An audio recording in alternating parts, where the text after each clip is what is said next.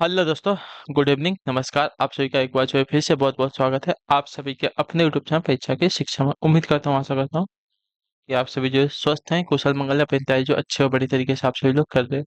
तो जो भी क्लास में फर्स्ट टाइम आए हैं, पहली बार आए हैं, नए हैं, उन सभी को बता दीजिए कि हमारे चैनल पे आपकी बीएड इंट्रेंस एग्जाम 2026 यानी कि बीएड फर्स्ट परीक्षा 2026 की जो आपकी तैयारी साथी हो कंप्यूटर बेसिस पे करवाइए। तो जिसे भी 2026 में एक गवर्नमेंट सीट चाहिए बीएड के लिए, तो अपनी तैयारी को अभी से स्टार्ट कर दिए। चैनल को सब्सक्राइब करके आप लोग हमारे साथ जुड़ जाइए। ठीक है, क्लास का समय देखिए, इंपॉर्टेंट है। जीके जीएस की जो है सुबह 10 बजे, रीजनिंग की जो है दोपहर को 1 बजे, और हिंदी की जो है शाम को 7 बजे आप सबको हमारे चैनल पर देखने को मिलते हैं। तो इसी टाइम पर आप सबको क्लास से जुड़ के तैयारी को पूरा कंप्लीट करना है, ठीक है। नीचे डिस्क्रिप्शन आप सबको इंस्टाग्राम टेलीग्राम का लिंक मिलेगा, तो आप इंस्टाग्राम पे फॉलो करेंगे, टेलीग्राम चैनल को ज्वाइन करेंगे। टेलीग्राम से आपको डेली बेसिस पे क्लास का अपडेट, आपको एग्जाम का अपडेट जो है साथ ही देखने को मिलते रहेगा।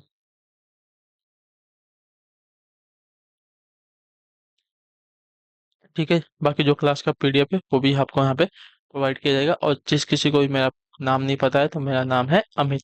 ठीक है, चलिए। क्वेश्चन नंबर है 51। ध्यान से देखिएगा और बताइएगा। राइट आंसर को क्लास स्टार्ट करने से पहले जिस टाइम तक क्लास को लाइक नहीं कर, लाइक करेंगे, शेयर नहीं किया शेयर करेंगे, और जिस टाइम तक चैनल को सब्सक्राइब नहीं किया चैनल को सब्सक्राइब कर लीजिएगा। ठीक है। क्वेश्चन नंबर है 51। सूरदास का काव्य किस भाषा में रचित है? बताइए, सूरदास का जो काव्य है किस भाषा में रचित है? मैथिली में है, बुंदेली में है, अवधी में है, या ब्रजभाषा में है? तो सूरदास जी का संपूर्ण काव्य जो है ब्रजभाषा में रचित है। ठीक है, ऑप्शन नंबर जो डी दिया गया आपका राइट आंसर हो जाएगा।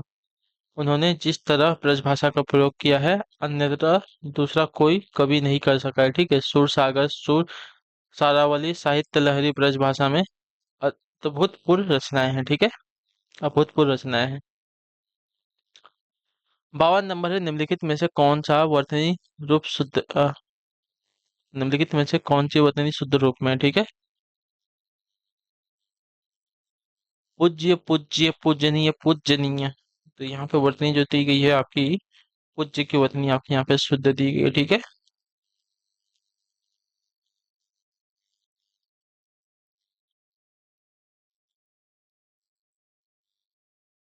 पूज्य नहीं होता, पूजनीय होता है, पूजनीय।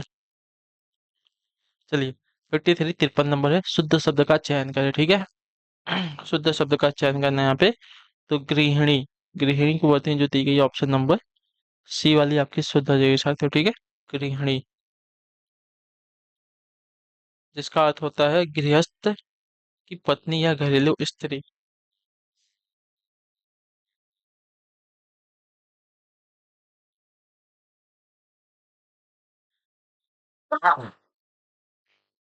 चलिए। 54 है। 54 नंबर। अशुद्ध वर्तनी का चयन कीजिए साथ। अशुद्ध वर्तनी आप सभी को बतानी है, इसमें से कौन सी हो जाएगी? तो देखिए, अशुद्ध वर्तनी अगर देखा जाएगा इन चारों में से कौन सी है, तो चिरोधार, चिरोधार की वर्तनी जो दी गई यहाँ पे अशुद्ध दी गई है। ठीक है, इसमें बड़ी ई की मात्रा लगती है। ठीक है,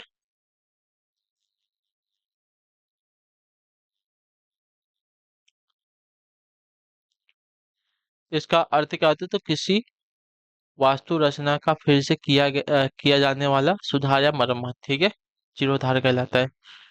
55 नंबर है। उच्चारण स्थान की दृष्टि से क वर्ग के सभी वर्ण क्या कहलाते हैं? बताइए, क वर्ग के सभी वर्ण क्या कहलाते हैं? तो आपके कंठे कहलाते हैं। ठीक है, याद रखिएगा, ऑप्शन नंबर जो बी दिया गया आपका राइट आंसर। ठीक है, चलिए अगले क्वेश्चन को देखेंगे। आपका है साथियों 56 नंबर। देखिए, पूछा गया आपका स और ह कौन से व्यंजन है? तो इन सभी को बोलते समय क्या हो रही है? हल्की सी गर्म हवा मुंह से बाहर आ रही है, तो इसने इन्हें जो है आपका उष्म व्यंजन कहते हैं। ठीक है, ऑप्शन नंबर बी राइट होगा। जिन वर्णों के उच्चारण के दौरान मुख से विशेष प्रकार की गर्म वायु यानी कि उष्मा जो है निकलती है, वो उन्हें जो है आपका उष्मा व्यंजन कहते हैं। ठीक है, इनके उच्चारण में श्वास की प्रबलता रहती है। अगला प्रश्न देखेंगे आपका 57। चढ़ाना क्रिया से भावचक संज्ञा बनेगी कौन सी? बताइए, चढ़ाना क्रिया से भावचक संज्ञा कौन सी बनेगी?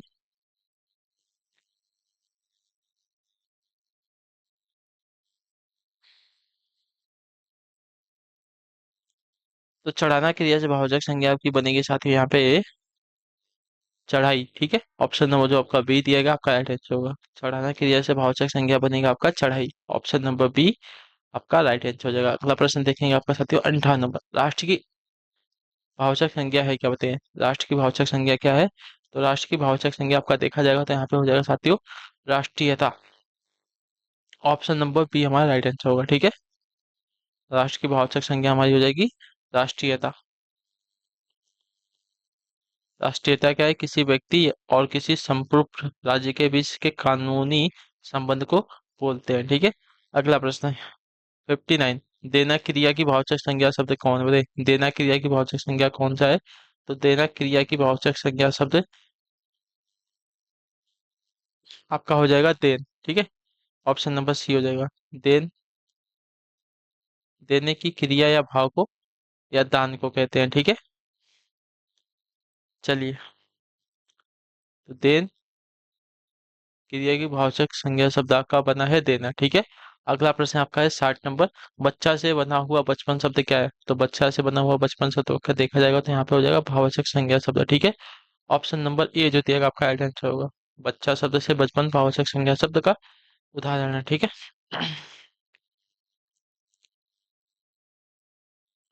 चलिए, अगला प्रश्न देखेंगे आपका 61 61 नंबर। मधुर विशेषण से बनने वाला शब्द कौन सा है? चलिए बताइए, मधुर विशेषण से बनने वाला शब्द कौन सा है यहाँ पे?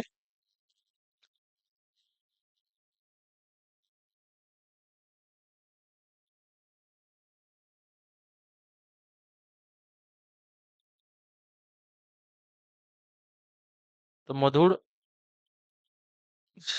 से आपका क्या बनेगा साथियों? तो आपका राइट आंसर साथियों भावचक संज्ञा शब्द, ठीक है। ऑप्शन नंबर बी राइट होगा। मधुर गुणवाचक विशेषण है। भावचक संज्ञा में परिवर्तित करने के लिए मधुर से मधुरता बनाया जाएगा, ठीक है। क्योंकि मधुरता आपका क्या है? एक भाव है, ठीक है।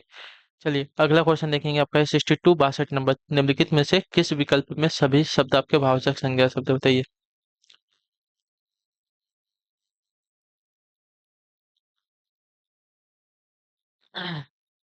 तो किस विकल्प में सभी शब्द आपके भावचक संज्ञा शब्द हैं? तो इसका राइट आंसर आपका हो जाएगा साथ ही यहाँ पे रसीला, कड़वाहट, बुढ़ापा, उन्नति। ऑप्शन नंबर जो सी दिएगा आपका राइट आंसर होगा, ठीक है। क्लियर सभी को? रसीला, कड़वाहट, बुढ़ापा, उन्नति सभी के सभी क्या है? आपके भावचक संज्ञा शब्द है। तो ऑप्शन नंबर हमारा सी आपका राइट आंसर होगा, ठीक है। चलिए, अगला प्रश्न है आपका 63 तीसरा। कुशलता किस प्रकार की संज्ञा है, बताइए। कुशलता जो है किस प्रकार की संज्ञा है? तो कुशलता जो है एक हमारी भावचक संज्ञा है। तो ऑप्शन नंबर जो ए दिया गया है साथियों आपका राइट आंसर होगा, ठीक है। कुशलता जो है हमारी एक भावचक संज्ञा है जो कुशल विशेषण से बनी है, ठीक है। अगला प्रश्न देखेंगे 64 नंबर प्रश्न। उत्तर दीजिएगा। निम्नलिखित विकल्पों में से कौन सा विकल्प जो है महाविशेषण से निर्मित भाववाचक संज्ञा का सूचक है, बताइए। निम्नलिखित विकल्पों में से कौन सा जो है विकल्प महाविशेषण से निर्मित भाववाचक संज्ञा का सूचक है? तो यहाँ का राइट आंसर हो जाएगा महिमा, ठीक है। ऑप्शन नंबर जो ए दिया गया आपका राइट आंसर हो जाएगा, ठीक है। महिमा जो है महाविशेषण से निर्मित भाववाचक संज्ञा का सूचक है।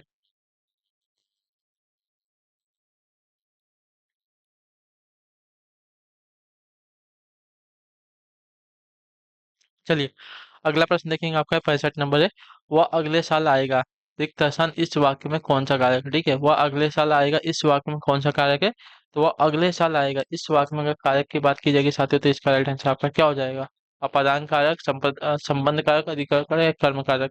तो इसमें आपका जो है अधिकरण कारक हो जाएगा। ऑप्शन नंबर हमारा जो सी दिया गया आपका राइट आंसर होगा, ठीक है।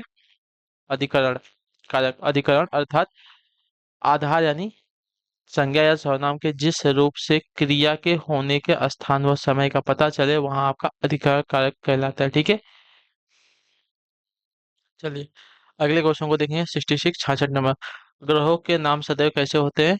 तो ग्रहों के नाम सदैव देखा जाएगा तो आपका राइट आंसर साथियों उपयुक्त में से कोई नहीं, ठीक है। ऑप्शन नंबर जो डी दिएगा आपका न तो स्त्रीलिंग न पुल्लिंग न नपुंसक कुछ भी नहीं होता, ठीक है। ग्रहों के नाम अपवाद होने के कारण वे न तो स्त्रीलिंग न पुल्लिंग और न ही नपुंसक लिंग होते हैं, ठीक है। अपवाद अर्थात इन्हें लिंग की किसी भी नियमावली में बांधा नहीं गया है, ठीक है। चलिए, 67 है 67 नंबर। क्या अस्थि का तद्भव शब्द क्या होती है? अस्थि का तद्भव शब्द क्या हो जाएगा? तो अस्थि का तद्भव आपका हड्डी होता है, ठीक है। ऑप्शन नंबर जो ए दिएगा आपका राइट आंसर है। जीव जंतु के शरीर का कड़ा भाग जिससे उसका ढांचा निर्मित होता है वो आपका अस्थि कहलाता है, ठीक है। चलिए 68 है, 68 पहचान का तत्सम शब्द क्या हो जाएगा? तो पहचान का तत्सम शब्द होगा प्रतिभिज्ञान हो जाएगा, ठीक है, प्रतिभिज्ञान हो जाएगा। और प्रत्यभिज्ञान ऑप्शन नंबर जो ए दिएगा आपका राइट आंसर होगा। स्मृति की सहायता से होने वाला ज्ञान प्रतिभिज्ञान कहलाएगा, ठीक है, ऑप्शन नंबर ए हमारा राइट आंसर होगा। 69 है, 69 नंबर। वार द्वार दिए गए अनैकातिक शब्द को एक अर्थ के साथ लिखा है, दूसरा अर्थ बताओ। तो वार का दूसरा अर्थ क्या हो जाएगा? रोक होगा, कंद होगा, विलाप होगा, आकृति होगा, क्या होगा? तो द्वार और रोक, वार के क्या हो जाएंगे? अनेकातिक शब्द हो जाएंगे, ठीक है, वार के अनेकातिक शब्द के दिन, आक्रमण, प्रहार, नियत काल, ये सभी हो जाएंगे, ठीक है। चलिए अगला प्रश्न है आपका 17। बहिर्मुखी शब्द में कौन सा उपसर्ग है?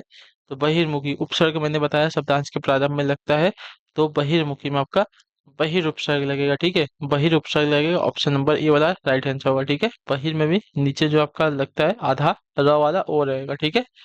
चलिए अगला क्वेश्चन देखेंगे आपका है 71 नंबर। पूछा क्या गया है? निम्न में से किस शब्द में उपसर्ग नहीं लगा है? ठीक है, उपसर्ग जो है शब्दांश के प्रारंभ में लगता है ना, तो अधिशासी, अधिशासी में आपका अधि उपसर्ग, विनाश में आपका वी उपसर्ग, प्रत्याशा में आपका प्रत्याशा में प्रति उपसर्ग, प्रशंसा में आपका कोई उपसर्ग नहीं है, तो ऑप्शन नंबर जो बी दिया गया आपका राइट आंसर होगा, ठीक है। प्रशंसा शब्द में उपसर्ग प्रयुक्त नहीं हुआ है, ठीक है। चलिए अगले क्वेश्चन को देखेंगे आपका है साथियों 72 नंबर। निम्न वाक्यों में मोटे अक्षरे निम्न वाक्यों में मोटे अक्षरों वाले शब्द की संधि ज्ञात कीजिए, ठीक है। प्राचीन काल में तपोवन स्वर्ग माने तपोवन, तपोवन में क्या बताना है हमें? संधि, ठीक है। तपोवन में तपह धन वन, तो इसमें आपकी जो है विसर्ग संधि आ जाएगी, ऑप्शन नंबर जो ए दिया गया आपका राइट आंसर होगा, ठीक है। दिग्वंत में कौन सी संधि है? तो दिग्वंत में आपकी जो है साथियों व्यंजन संधि आती है, याद रखिएगा, ठीक है। दिक् धन वन, क्लियर सभी को? दिक् धन अंत आपका होता है, ठीक है।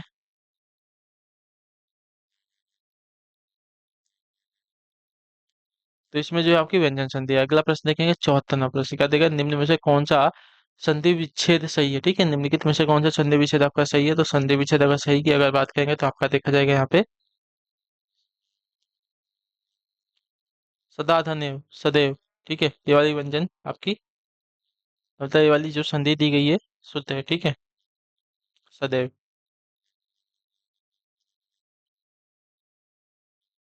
गढ़ धन इस होता है, ठीक है।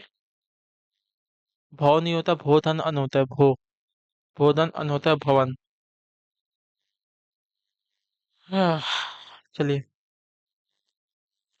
आखिरी क्वेश्चन है, कौन सा व्यंजन संधि नहीं है?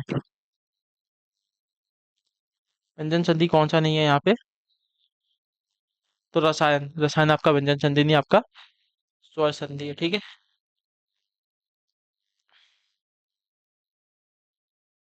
यहाँ पे अधन आ मिलकर जो है आ में परिवर्तित हो रहा है, दीर्घ संधि में परिवर्तित हो रही है। रसायन जो है आपका व्यंजन संधि नहीं है, ठीक है, आपका स्वर संधि है। उदाहरण तद्धित, व्यागजल, ये सभी आपके क्या है? व्यंजन संधि है, ठीक है। चलिए तो इसी के साथ जो आपकी क्लास है आज की यहीं पे पूरी होती है, कंप्लीट होती है। उम्मीद करता हूँ आप सबको जो क्लास है अच्छी लगी, पसंद है तो अपना जो फीडबैक है क्लास के नीचे कमेंट दी। क्लास अच्छी लगी क्लास को लाइक किया करें, चाहे पहली बार होंगे तो चैनल को आप सभी लोग क्या कहेंगे सब्सक्राइब करके जाएंगे, ठीक है। हम आपसे मिलेंगे आपकी अगली क्लास है, तब तक के लिए टाटा बाय बाय, जय हिंद जय भारत। आपसे क्लास से जुड़ने के लिए बहुत बहुत ही धन्यवाद साथियों।